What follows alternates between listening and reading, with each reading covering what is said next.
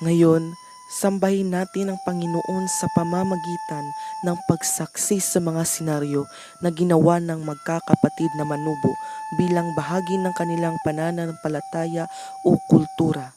Ang babaylan ay kinikilala bilang isang pinuno na tumatanggap ng mga paghahayag mula sa magbabaya o Panginoon.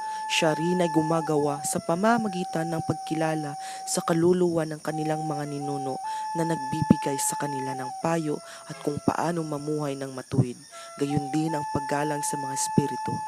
Sa pamamagitan ng pagsamba sa kanila at sa pamamagitan ng kanilang paggalang at pagrespeto ay hindi sila maaantig at hindi masasaktan sa huling bahagi ng kanilang gawain. Siya ay masasapian ng masamang espiritu, manginginig at gagaling. Masasaksihan din natin ang bahagi ng kanilang pagsasama kung saan inaagaw ng lalaki ang asawa ng iba sa madugong paraan na humantong pa sa kamatayan. Gayunpaman, nang dumating ang mabuting balita ng kaligtasan ng pag-ibig ng Diyos, magagandang bagay ang mangyayari sa buhay ng mga manubo.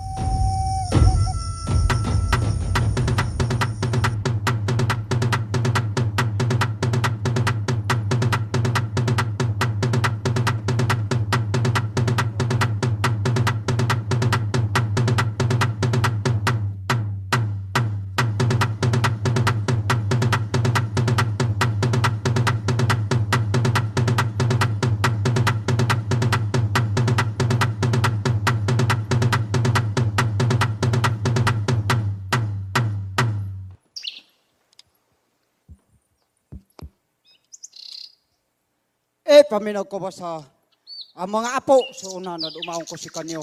So ini kahit kamarakanan, tambungi kay. Butatakan at mata niyo isin sabok na yung inapukan na ini. Tagawahay, tagabaliti, tagapangpang. Amay rin na magbabayo na yang kaumataw.